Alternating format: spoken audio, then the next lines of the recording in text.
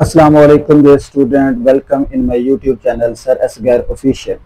9th class mathematics chapter number 6 बेटा हम लोग कर रहे थे। तो लास्ट टाइम हमने इसका क्वेश्चन नंबर 3 किया था, तो आज इंशाल्लाह हम क्वेश्चन नंबर 4, 5 और 6 करेंगे। तो चलते हैं क्वेश्चन नंबर 4 की तरफ। बेटा क्वेश्चन नंबर 4 की स्टेटमेंट कुछ इस तरह से है। वो कहता है कि इफ tan थीटा, यानी कि tan थीटा की वैल्यू उसने हमें दे दिया, tan theta is equal to 3/2 under root है, then find the remaining trigonometric ratios. ये रिमेनिंग ट्रिग्नोमेट्रिक रेशियोज फाइंड करने हैं। और उसके बाद एक और इंफॉर्मेशन दिया, theta lies in first quadrant. तो बेटा ये थीटा वाली बात जो मैंने लास्ट टाइम भी बताई थी, आपने इतना याद रखना है कि जो भी हमारे ट्रिग्नोमेट्रिक रेशियोज के आंसर आएंगे वो सारे आपने क्या लेना है, पॉजिटिव लेना है। इसका मतलब है थीटा लाई करता है फर्स्ट क्वाड्रेंट में, तो फर्स्ट क्वाड्रेंट में सारे ट्रिग्नोमेट्रिक रेशियोज क्या होते हैं, पॉजिटिव होते हैं। तो चलते हैं बेटा इसको हम सॉल्व करते हैं। तो बेटा इसको सॉल्व करने के लिए सबसे पहले एक रफली आप लोग राइट ट्रायंगल बना लिया करें, जिससे इसका सॉल्यूशन बहुत इजी हो जाता है। तो यहां पर मैं बना रहा हूं एक राइट ट्रायंगल। जी बेटा ये राइट ट्रायंगल बन के मेरे पास, इसका नाम मैंने ए रख लिया। ये क्या हो गया, बी और ये सी, यानी कि ये राइट एंगल। और यहां पर ये जो है बेटा मेरे पास थीटा आ गया। अच्छा, ए के सामने वाली साइड को मैं क्या कहता हूं, स्मॉल ए। ये क्या हो जाएगा बेटा, स्मॉल सी हो जाएगा। और ये क्या हो जाएगा, स्मॉल बी, यानी कि साइड है। अब बेटा देखिए मैंने थीटा ये वाला कंसीडर किया है। इस थीटा के लिहाज से ये वाली साइड जो है वो क्या बन रही है, ये बन रही है परपेंडिकुलर। अच्छा ये क्या बन रहा है, ये बन रहा है हमारे पास बेस। और ये बेटा क्या बन रहा है, दैट इज हाइपोटेन्यूस। अच्छा अब हमारे पास जो गिवन है उसको देखें जरा। गिवन हमारे पास है बेटा, गिवन क्या है जी, tan थीटा। अच्छा अब आप याद करें जरा, tan थीटा है हमारे पास किसके इक्वल है बेटा, 3/2 स्क्वायर रूट, 3/2 स्क्वायर रूट। तो बेटा देखें tan का जो रेशियो हमने पढ़ा था वो क्या था, परपेंडिकुलर ओवर बेस होता था ना। तो यहां पे मैं लिख देता हूं, ये क्या आ जाएगा, ये आ जाएगा परपेंडिकुलर ओवर क्या आ गया जी, बेस आ गया। अब यहां पर इस राइट ट्रायंगल के हिसाब से मैंने परपेंडिकुलर कौन सा रखा हुआ है, ए बन रहा है। तो यहां बेटा क्या आ जाएगा, ऊपर परपेंडिकुलर ए आ जाएगा। और बेस क्या बन रहा है, सी। तो यहां बेस क्या आ गया, सी आ गया। इस हिसाब से अब कंपेयर करें तो बेटा ए की वैल्यू क्या बनेगी, 3 बनेगा। तो यहां पर ए की वैल्यू आ गई 3 और सी की वैल्यू आ गई आपके पास स्क्वायर रूट 2 आ गई। ठीक है, ए की वैल्यू क्या आ गई 3 और सी की वैल्यू आ गई स्क्वायर रूट 2। अब बेटा हमने क्या फाइंड करना है, एक हाइपोटेन्यूस रह गया जो जिसका नाम मैंने बी रखा हुआ है। तो जब राइट ट्रायंगल हो तो हमारे पास दो साइडें गिवन हो, तीसरी साइड मालूम करनी हो तो हम क्या यूज कर सकते हैं, पाइथागोरस थ्योरम। शाबाश। तो अब लिखेंगे यहां पर टू फाइंड, क्या लिखूं बेटा, टू फाइंड बी। बी हमने फाइंड करना है। बी फाइंड करने के लिए हम यूज क्या करेंगे, by Pythagoras theorem. Use Pythagoras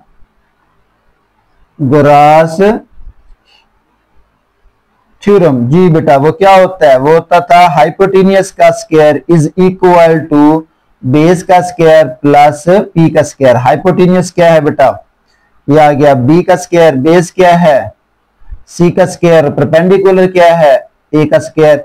ये तो हमने बेटा क्या करना है, फाइंड आउट करना है। ये तो आ जाएगा as it is B square is equal to, C की वैल्यू क्या है, सी की वैल्यू है स्क्वायर रूट 2। इसके ऊपर क्या आ जाएगा स्क्वायर, प्लस ए की वैल्यू क्या है 3 है, ये आ गया 3 और इसके ऊपर क्या आ गया स्क्वायर। जी तो बेटा क्या आया, B square is equal to, ये 2 बन गया और 3 का क्या होता है 9। बेटा ये स्क्वायर स्क्वायर रूट से क्या हो जाएगा, कैंसिल हो जाएगा, 2 और 9। अच्छा अब क्या बचा बेटा, b square is equal to 9 plus 2 क्या होता है 11। 11 आ गया। अब बेटा मुझे तो बी चाहिए, तो दोनों तरफ पे क्या ले लेंगे, स्क्वायर रूट। तो यहां लिखेंगे taking square root, taking square root. अब हम इनका स्क्वायर रूट लें तो ये आ जाएगा आपके पास बी स्क्वायर, इसके ऊपर भी स्क्वायर रूट आ गया और यहाँ पर क्या बेटा 11, इसके ऊपर भी स्क्वायर रूट आ गया।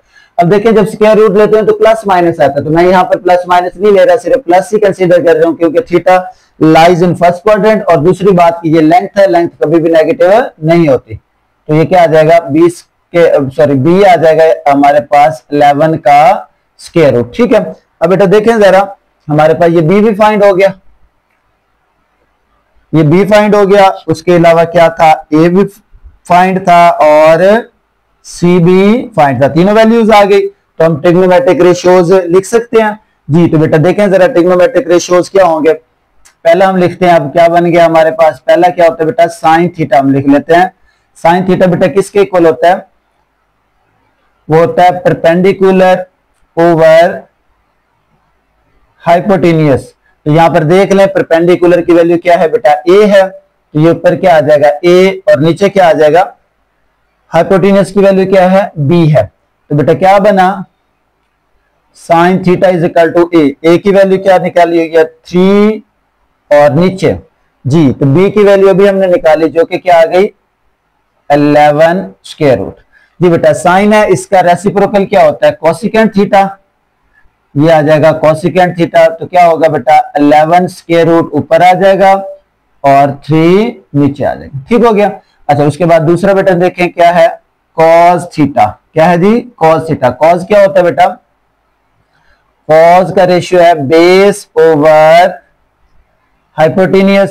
तो बेटा बेस मैंने किसका नाम दिया हुआ है सी, ये सी आ गया, हाइपोटेनियस क्या है बी, तो वैल्यू पुट करें यहां पर कॉस थीटा, सी की वैल्यू जी बेटा सी की वैल्यू क्या है, यहां पर सी की वैल्यू है हमारे पास 3 ओवर हाइपोटेनियस बी, बी की वैल्यू बेटा क्या निकाली हुई है वो आ गई 11। अब कॉस का रेसिप्रोकल क्या होता है, कॉस का रेसिप्रोकल होता है सीकेंट थीटा, तो ये 11 स्क्वायर रूट ऊपर चला गया और बेटा क्या आ गया नीचे क्या आ जाएगा 3 आ जाएगा। साइन साइन होता है हमारे पास ए की वैल्यू आ गई, सॉरी यहां पर बेटा हमारे पास है कॉस, बेस बेस हमारे पास है जी सी, तो यहां पर सी की वैल्यू क्या आ जाएगी बेटा, यहां से हमने ए की वैल्यू, साइन हमने निकाला परपेंडिकुलर ओवर परपेंडिकुलर क्या है बेटा ए है, और ए की वैल्यू 3 आ गई, और यहाँ पर सी की वैल्यू 2 स्क्वायर रूट है, सॉरी यहाँ पर बेटा गलती कर ली हम लोगों ने, सी की वैल्यू है 2 स्क्वायर रूट, तो ये 11 स्क्वायर रूट और नीचे क्या आ जाएगा 2 स्क्वायर रूट आ जाएगा, ठीक हो गया।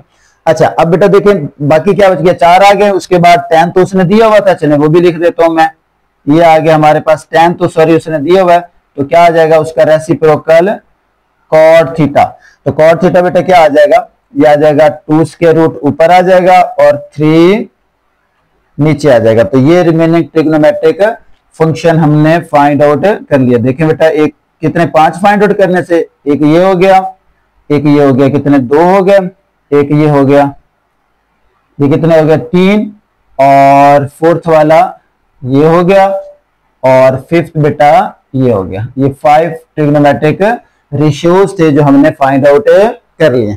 अच्छा बेटा चलते हैं क्वेश्चन नंबर 5 की तरफ, वो भी बहुत इजी है। अच्छा बेटा क्वेश्चन नंबर 5 की स्टेटमेंट जरा देखें, क्या कहता है, from a point on the ground the angle of elevation to the top of a 30 metre high building, 30 metre high building 28 degree.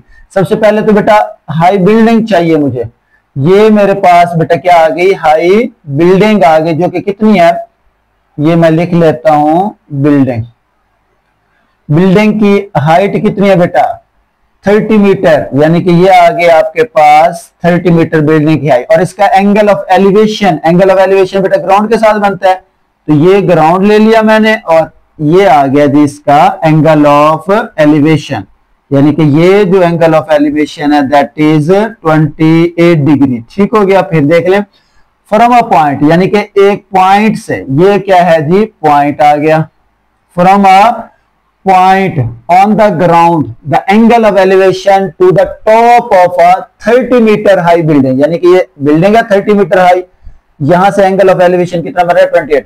How far is the point from the base of the building, how far base of the building, यानी कि building ये point sorry यहां नहीं आएगा बेटा, point यहां पर आएगा, ये हमारे पास क्या है जी एक पॉइंट है, ये क्या होगी बिल्डिंग की बेस होगी, ठीक है बेस होगी। तो यहां से यहां तक का जो डिस्टेंस है वो हमने फाइंड आउट करना है, तो मैं इसको नाम दे देता हूं बेटा, ये ए बन गया, ये क्या बी रख दिया, और ये क्या सी आ गया, तो ये राइट ट्रायंगल नहीं बन रही बेटा, राइट ट्रायंगल। तो अब देखें जरा गिवन में हमारे पास क्या क्या बेटा है, गिवन हमारे पास है जी एंगल ऑफ एलिवेशन है, एंगल ऑफ एलिवेशन बेटा क्या है जी, सबसे पहले तो बेटा आप देख लें हाइट ऑफ द बिल्डिंग क्या आ जाएगी, हाइट कितनी है जी 30 मीटर आगे। एंगल कितना है जी, angle theta is equal to 28 degree. हमने फाइंड आउट क्या करना है, डिस्टेंस फाइंड आउट करना है, distance point to the base. तो हमने फाइंड क्या करना है, हमने फाइंड आउट करना है जी डिस्टेंस। तो ये आ जाएगा डिस्टेंस बेटा क्या हो जाएगा, ए बी हो जाएगा। तो ये हमने फाइंड आउट करना है। अच्छा अब बेटा देखें एंगल चूंकि ये है, अच्छा ये डिस्टेंस फाइंड आउट करना है हमने ए बी, तो इसका नाम क्या रख लिया हमने, एक्स रख लिया, क्वेश्चन मार्क। तो बेटा ये डिस्टेंस ए बी क्या आ जाएगा, ये डिस्टेंस ए बी क्या हो गया, एक्स हो गया। और यही हमने क्या करना है, फाइंड आउट करना है। अब बेटा देखें एंगल तो ये बन गया, इस एंगल के हिसाब से ये क्या है परपेंडिकुलर और ये क्या है बेस। तो क्या लगेगा, परपेंडिकुलर बेस हो तो हम क्या यूज करते हैं, tan यूज करते हैं। तो बेटा यहां पर लिखेंगे हम tan major angle A is equal to क्या होगा, परपेंडिकुलर ओवर बेस। तो ये आ जाएगा मेरे पास tan, ये कितना हो जाएगा बेटा, एंगल कितना है 28 डिग्री आ गया, परपेंडिकुलर कितना है जी 30 आ गया। और ये मैंने क्या करना है बेटा, फाइंड आउट करना है एक्स जी। तो बेटा यहां पर कैलकुलेटर से tan निकालते हैं हम लोग, tan कितना आ जाएगा बेटा 28 डिग्री, tan 28 डिग्री कितना होता है 0.531 अच्छा इज इक्वल टू कितना आ गया 30 डिवाइडेड बाई एक्स जी। बेटा x इधर ले आए मल्टीप्लाई हो जाएगा, तो ये आ जाएगा 0.531 multiply by x is equal to 30। हमें x चाहिए, ये उधर जाके डिवाइड हो जाएगा, x is equal to 30 divided by 0.531। तो x इज इक्वल टू क्या आ जाएगा, 30 को बेटा हमने डिवाइड कर देना है, 30 को डिवाइड करना है हमने किससे, 30 डिवाइडेड बाई 0.531 0.531 तो ये आ जाएगा 56.49 और इसके साथ हम क्या लिख देंगे, मीटर लिख देंगे। तो ये बेटा क्या आ जाएगा हमारे पास, आंसर आ जाएगा ये वाला जो हमने फाइंड आउट करना है। तो यहां लिख भी देता हूं मैं, हेंस ये आ जाएगा, hence the distance from point to the base of building is 56.49 metre. ठीक हो गया, चलेंगे, उम्मीद है आपको समझ आ गया होगा। अच्छा उसके बाद नेक्स्ट क्वेश्चन है बेटा, क्वेश्चन नंबर 6। क्वेश्चन नंबर 6 में बेटा हमने क्या करना है, वो कहता है a ladder leaning against the wall, यानी कि एक लेडर है, सीढ़ी है जो कि दीवार के आगे लगाई हुई है। एन एंगल ऑफ कितना बना रही है वो 65 डिग्री विद द ग्राउंड के साथ, मतलब क्या होगा, एंगल ऑफ एलिवेशन बना रही है। तो वॉल है ना, तो सबसे पहले बेटा ये आगे जी आपके पास वॉल, ये वॉल आगे दीवार, इसके साथ बेटा क्या है, ये आगे जी आपके पास लेडर वॉल के साथ लगी हुई है बेटा। तो ये आ गई इसकी लेडर, ठीक है, इस तरह से। अब उसने जो कहा हुआ फिर देख लें बेटा, अ ladder leaning against a wall from form an angle of 65 degree.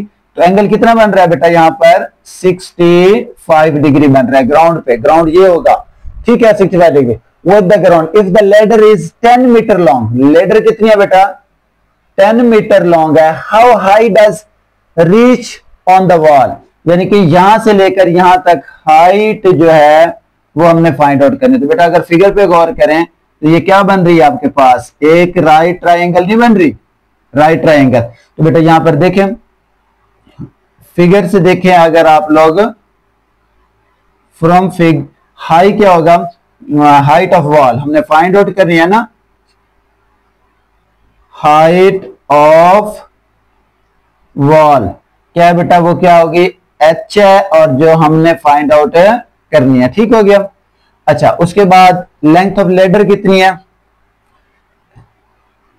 Length of ladder कितनी है बेटा 10 मीटर है। एंगल कितना है जी, angle theta is equal to 60 metre. ठीक है, तो बेटा अब मेरे पास क्या है, अगर ये एंगल लूं तो इसके हिसाब say that is a perpendicular, और ये क्या होगा, हाइपोटेन्यूज। परपेंडिकुलर हाइपोटेन्यूज हो तो क्या लिखते हैं हमारे पास, साइन यूज होता है, साइन माइयर angle A is equal to क्या होगा, that is equal to perpendicular over hypotenuse. तो ये आ जाएगा आपके पास साइन एंगल ए कितना है जी, 65 डिग्री। परपेंडिकुलर कितना है बेटा, एच है, जो कि फाइंड करना है। हाइपोटेन्यूज कितना है, ये आ गया जी आपके पास 10। हाइपोटेन्यूज यही है ना, ये होगा बेटा आपके पास एज अ हाइपोटेन्यूज, और ये वॉल का ये जो क्या कहलाएगा, ये वाला ये कहलाएगा परपेंडिकुलर इसके हिसाब से। जी बेटा साइन 65 डिग्री लेंगे कैलकुलेटर से, साइन अगर हम लें 65 डिग्री तो क्या आएगा, यहां पर लिखें जी साइन 65 डिग्री, साइन 65 डिग्री, तो ये आ जाएगा 0.906 जी। तो ये क्या आ जाएगा, h डिवाइडेड बाई 10। बेटा इसको इससे क्या करेंगे, मल्टीप्लाई कर देंगे, तो ये आ जाएगा 0.96 मल्टीप्लाई 10 इज इक्वल टू क्या हो जाएगा, h हो जाएगा जी। करें जरा इसको मल्टीप्लाई करें तो बेटा क्या आ जाएगा जी, तो इसको अगर हम 10 से मल्टीप्लाई कर देते हैं तो ये आ जाएगा 9.06 मीटर, और ये क्या आ जाएगा, हाइट आ जाएगी। तो बेटा यही हमने फाइंड आउट करना था, हाउ हाई द वॉल, यानी कि सीढ़ी जो है वो कहां तक पहुंचती है। तो या लिख भी देता हूं मैं, hence the ladder reach the wall at height कितनी बेटा, 9.06 मीटर। ठीक है, तो ये था जी बेटा हमारा क्वेश्चन नंबर 6 और चैप्टर नंबर 6 की रिव्यू एक्सरसाइज का लास्ट क्वेश्चन। तो आज हमारा चैप्टर नंबर 6 खत्म हो गया। तो नेक्स्ट बेटा इंशाल्लाह हम लोग चैप्टर नंबर 7 स्टार्ट करेंगे। तब तक के लिए अल्लाह हाफिज।